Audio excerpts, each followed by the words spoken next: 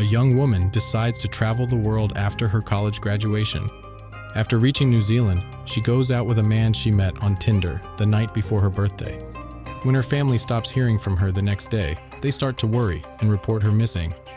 Police are alerted and track down her date, who tries evading them, while security footage from all over town paints a dark and disturbing picture of what really happened that night. This is the story of Grace Millane. Grace Millane was born in Essex, England in 1996. The youngest of 3 siblings, she had a close relationship with her 2 older brothers, Michael and Declan. Growing up, Grace was a bright student who excelled in school and had great relationships with her friends. She gravitated toward art and loved to spend her time painting and drawing. After high school, Grace attended the University of Lincoln, where she graduated with a degree in marketing. Before settling in a job and moving to the next phase of her life, she wanted to see the world and spend a few months touring different countries and meet new people. She'd been saving money for this trip and was excited to finally go. She's described by her friends and family as a compassionate and caring person. Before leaving, she cut off her long hair and donated it to the Little Princess Trust, an organization that makes wigs for children battling cancer. In October of 2018, Grace packed her bags and set off on her journey. Her first stop was Peru, where she went hiking along scenic trails around Machu Picchu and made friends with locals and other travelers. She spent the next few weeks making her way through South America. She shared photos of her adventures on Instagram along the way before boarding a flight to her next destination, New Zealand. On November 20th, 2018, Grace landed in North Island and spent the next 10 days exploring it before reaching Auckland, New Zealand's largest city. She checked into a hostel called Base Backpackers, where she shared a room with other travelers. Throughout her travels, Grace constantly stayed in touch with her friends and family, and kept them posted about her whereabouts and what she was doing. She wanted them to rest assured that she was safe and kept 2 phones with her at all times in case one of them died. On Saturday, December 1st, the day before her 22nd birthday, Grace was talking to her best friend Amina and told her that she made plans to go out with a man who she matched with on Tinder. Messages later revealed that she was hesitant to meet him at first, but eventually agreed after he convinced her. Her birthday was just hours away, and she figured she'd celebrate by going out and having a few drinks with him. Grace left the hostel at around 6 p.m. that night and headed to Sky Center, a busy entertainment complex with restaurants, bars, and a casino. Throughout the night, Grace texted her friend, telling her how her date was going. She said that it was really good, and the more she learned about him, the more she told Amina. She told her that his name was Jesse, and that he was an oil manager who lived in a hotel nearby. The last message she sent to Amina that night read, "I click with him so well." That message would later turn out to be the last message anyone would receive from Grace. The next morning, on December 2nd, Grace's phone was flooded with texts and calls from her loved ones wishing her a happy birthday. Oddly though, they all went unanswered. When her family tried calling, they got her voicemail. Thinking that her phone might be dead, they tried calling her second phone, but that one also went to voicemail. Up to this point, Grace had been constantly staying in touch with everyone, updating them and sharing photos. It was not at all like her to go silent like this. By December 5th, Grace's family were worried sick when they still hadn't heard from her. They reached out to Auckland police and reported her missing. Just 2 days later, Grace's father, David, arrived in New Zealand and made a desperate plea for the public's help in finding his missing daughter. I'm David Millane, Grace's dad.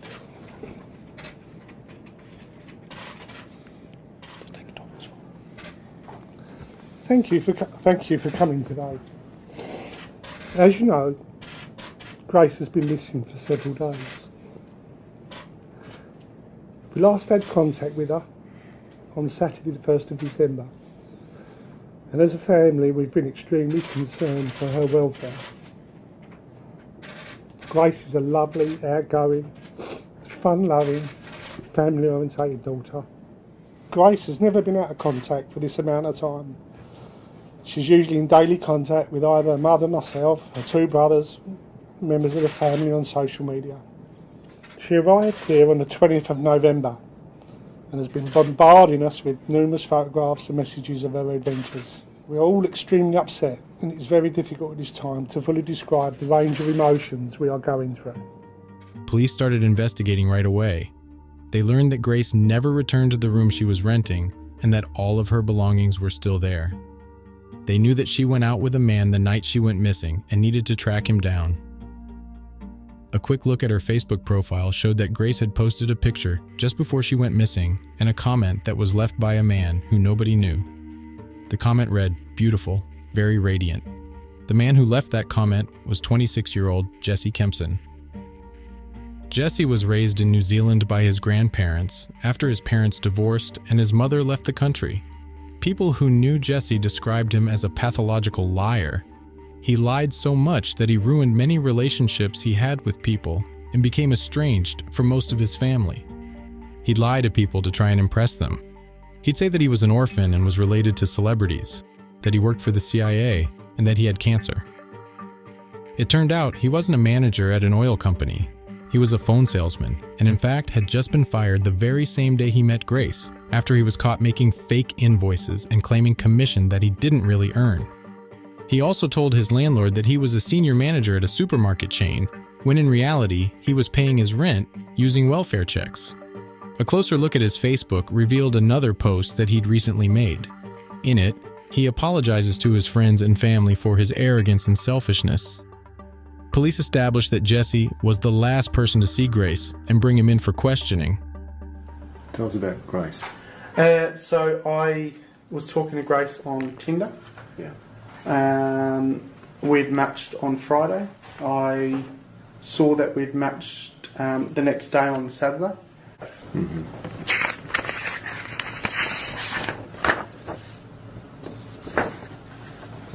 Yeah, that's us. Down there? Yep. So she's going that way, and I'm going across the street. We're very, very concerned for her safety, obviously. Yep. It's entirely possible that she's been the victim of foul play. Okay. You understand what that means? Yep. What would your feelings be about providing us with a voluntary DNA sample in the event that we can compare that against something? Would you be happy with that? 100%. I mean, I know I haven't done anything wrong, so I'm happy to do it. Okay. At this stage, we don't know what's happened to this girl. Okay. It's possible that somebody has killed her. Okay. Okay. You understand that? Yep. She might, when I say foul play, I mean that someone might have murdered her. Don't know if she's been murdered or not yet. She may be alive and well. Okay. But she might also be dead. Okay. Okay? And it could be that you've done it.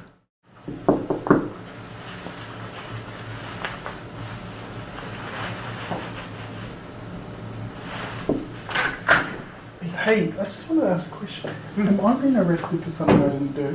You haven't been arrested, mate. Oh. No. Oh. I was like, holy shit.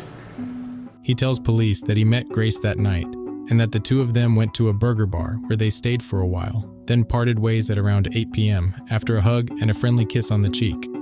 He claims to have gone to another bar by himself after, where he had a few drinks before going back home and going to bed. After waking up the next morning, he says he went to message Grace on Tinder and found that she unmatched him and hasn't heard from her since. Police had strong suspicions that Jesse was somehow involved in Grace's disappearance, but they had no evidence to make an arrest and released him. The next day, however, police would gather CCTV footage from multiple locations around the city that would tell a completely different story than the one Jesse told them. The footage shows Grace leaving the hostel and arriving at Sky City where she meets Jesse. After a quick hug, the pair walk toward the escalator and head up to the second level, making small talk along the way. They enter the burger bar and stay for a short while before deciding to leave. They head to a Mexican cafe where they're seated and have a few drinks. They stayed well past 8 p.m. and didn't part ways that night. They left at around 8:30 and arrived at another bar just a few minutes later called the Blue Stone Room. There they have a few more drinks and can be seen kissing, far from a friendly kiss on the cheek like Jesse had suggested. This is the moment that Grace sent her final text message to her friend. Before leaving, Grace takes a trip to the restroom, leaving her purse on the table, and Jesse opens it and looks through it. 20 minutes later, they leave Sky City together, holding each other as they walk back to Jesse's apartment. When they arrive, they take an elevator up to the 3rd floor and walk out. This is the last time Grace was seen alive. At 8 a.m. the next morning, Jesse walks in the elevator and realizes he's captured on camera. Minutes later, he arrives at a mall and walks into a store where he picks out the largest suitcase he could find.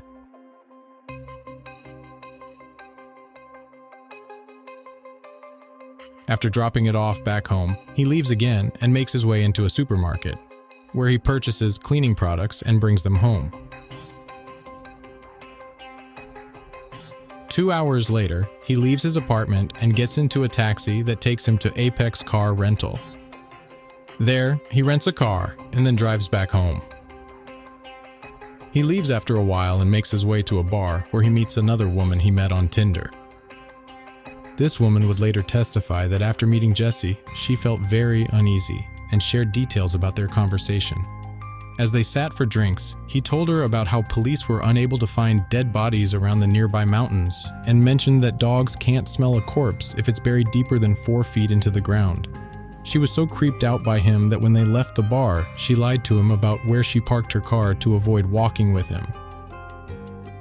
Later that evening, Jesse rented a heavy-duty carpet cleaning machine and bought some more cleaning products. He told the shop that he spilled some wine on his carpet and needed to get it out.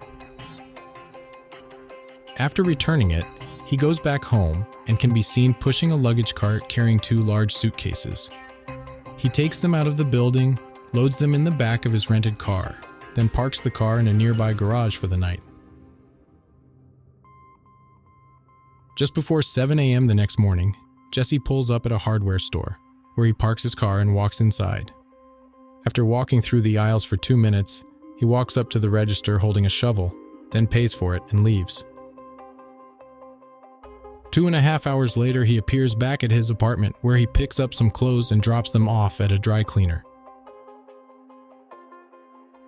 Next, he drives to a car wash where he thoroughly cleans his car before returning it.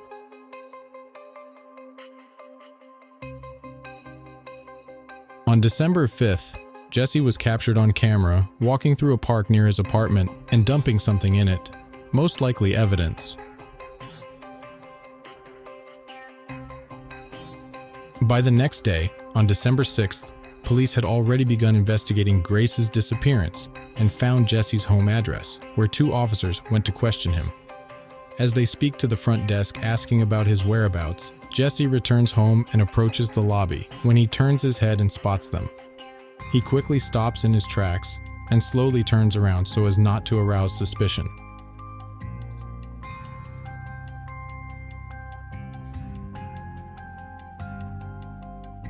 As he walks down the street, police realize that he just left and chase after him.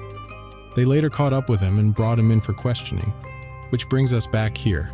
This is when Jesse told police his fabricated story and was later released.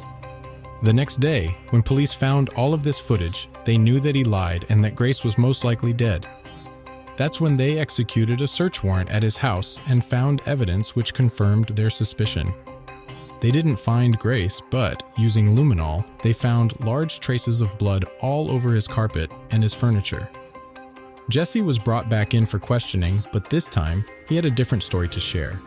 You're willing to speak to us about the events of last Saturday, is that correct? Yes. Tell me what happened last Saturday.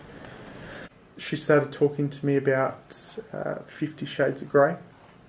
We started having sex. At first it was just normal, and then she asked me if we could get into bondage, having, I guess, more violent sex.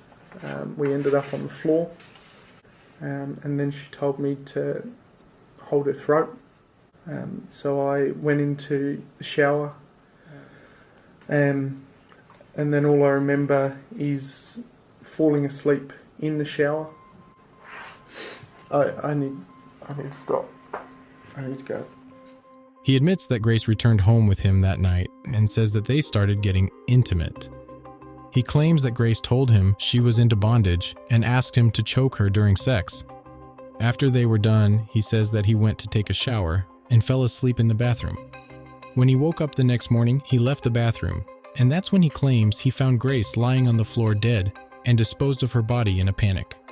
Police later discover more evidence that would contradict his new story. His search history showed that at 1:30 a.m. that night, long before he claimed to have discovered Grace dead, he searched for Whitaker Ranges, the same area he told his other Tinder date that police were searching for a corpse. It would also turn out to be where Grace's body would later be found. Minutes after his first search, he also Googled phrases like hottest fire, rigor mortis, and flesh-eating birds. Photos of Grace's dead body that were found on his phone were also taken hours before he said he discovered her. In the days leading up to his arrest, he also Googled her name multiple times to see if she'd made the news yet or if her body was found. On December 8th, 2 days after his arrest, Jesse led police to the shallow grave where Grace's body was buried. She had bruises on her shoulders and arms, likely resulting from being restrained before she was killed. Jesse's trial began in November of 2019. His defense argued that this was all just an unfortunate accident that only happened because of Grace's fetish. The defense case is that this is not a murder. And that's still what I say to you now. Nothing has changed. It was an accidental death that took place in the context of sexual activities that, if done incorrectly by inexperienced and/or intoxicated people, can go wrong. The prosecution fired back, saying that this was no accident.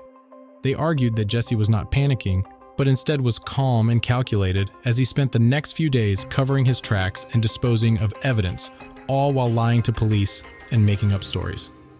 In this case, to have killed Grace Millane, the defendant, gentleman over here at the back, behind me, had to have had her under his grip, suffocating her, strangling her is probably the correct term, for a total of 5 to 10 minutes, at some point of which she lost consciousness and would have become under his hand hold, unconscious and limp and lifeless, and he had to carry on. And if that's not reckless murder in this country, ladies and gentlemen, somebody will have to explain to me what is. 3 other women he'd previously dated would testify against him. They detailed accounts of abuse and sexual assault carried out by Jesse, along with the many lies he told them. It was clear that this was part of a pattern of behavior, and not just an unfortunate accident. The trial lasted for 3 weeks before it was handed to a jury to decide Jesse's fate. After just 5 hours of deliberations, the jury returned with a verdict. Do you find the defendant, Jesse Kempson, guilty or not guilty? Guilty. The jury unanimously found Jesse guilty, and he was convicted for the murder of Grace Millane. He was sentenced to life in prison with the possibility of parole after 17 years. He filed for an appeal, which was later denied. After the story made the news, 2 more women came forward with their own accusations against him. Jesse would face trial again in October of 2020 for abusing an ex-girlfriend. She detailed the physical and mental abuse he inflicted on her, and how he'd stolen over $10,000 from her, leaving her with nothing. Jesse was found guilty of 8 charges and received an additional 7.5 years in prison. Just a month later, in November of 2020, Jesse stood trial again, this time for allegations made by another British tourist who he'd met on Tinder just 8 months before Grace's murder. She alleged that while holding a knife to her throat, he forced himself on her and told her, "If you don't do this, I will kill you and I will kill your family, and you know I will." He was convicted of rape and received an additional 3.5 years in prison. Upon hearing his conviction, he had an angry outburst at the judge. You're so full of You have no reason to convict me. You're full of Jesse's second and third prison sentences add up to 11 more years, which will run concurrently with his first sentence. Grace's father, David Millane, passed away in November of 2020 after losing his battle with cancer. Grace's family started a charity in her honor called White Ribbon, which aims to help victims of domestic violence.